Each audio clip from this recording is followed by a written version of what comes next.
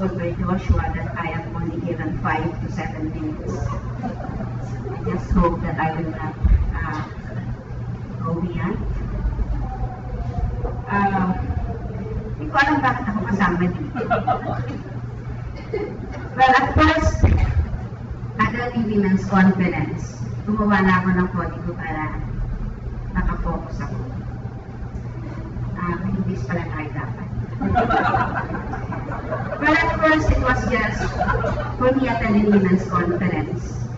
It's just an ordinary gathering of women.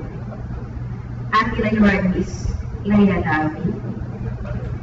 Miss Leah Darwin grew up where serving God and God's people is an ordinary thing for her and her family.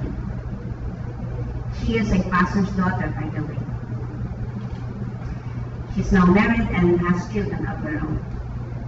Miss Darwin told us a story as example to her number 3 point. In her story, her family was throwing a welcome party to the arriving missionary team of their church. Everyone was busy until her husband arrived and asked for their eldest son. She just said, "Andyan lang yan." But hours came by without a shadow of their son. When they looked for him, they found their son lying down unconscious at the bottom of their swimming pool.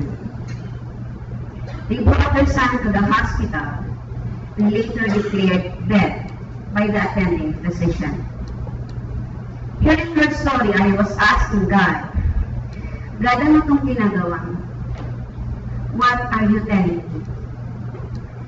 After a talk, we were told to get a partner.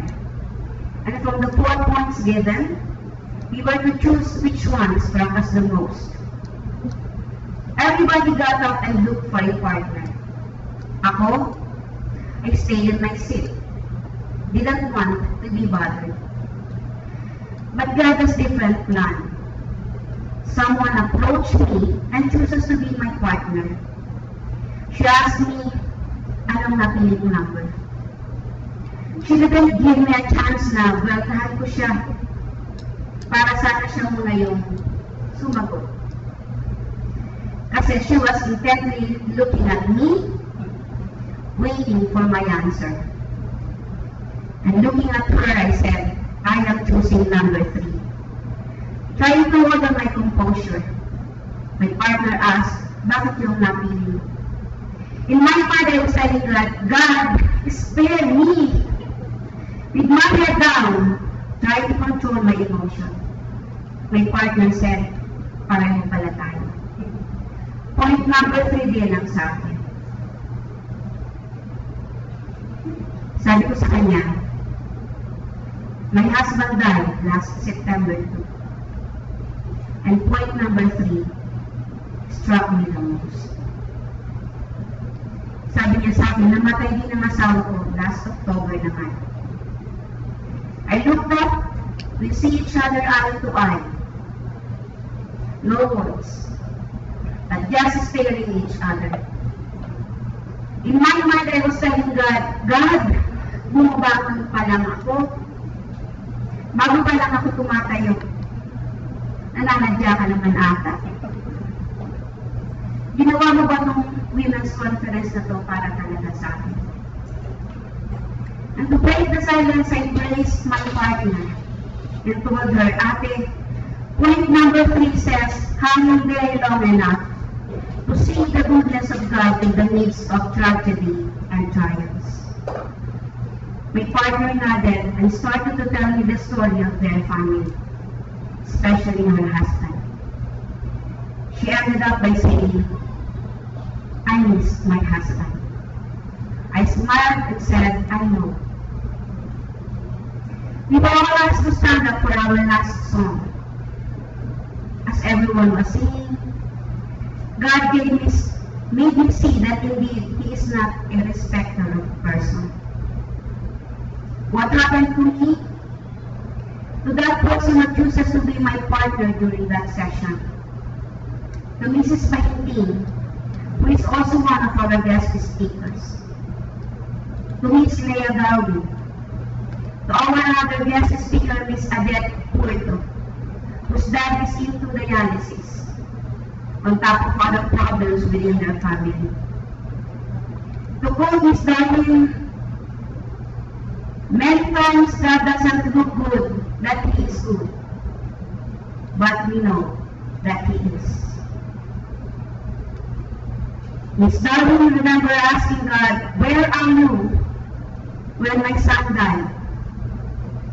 And she received impression from God, saying to her, "I was where I was when my son Jesus died."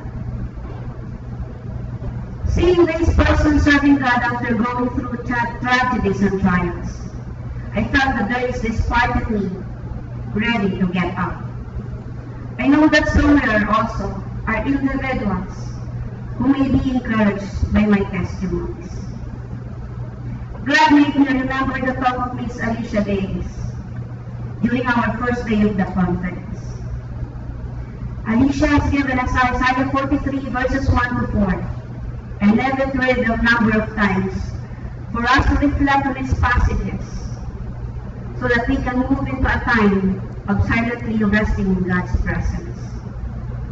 As Alicia helped us to step by step find our resting place in God's presence, I found myself like an exhausted child finding rest to the embrace of a loving Father. Seeing myself resting peacefully as that, Isaiah 43 verse 4 echoes to my mind and felt in my heart, "You are precious and honored in my sight because I love you." Tears started to fall. God's message was now clear as crystal to me. God is telling me to get back to my feet. What I enjoyed best of the conference? Actually none. No matter how I tried to check and evaluate the conference, there is nothing that made me choose one over the other. I liked the totality of the conference because there in the conference, God made me whole again.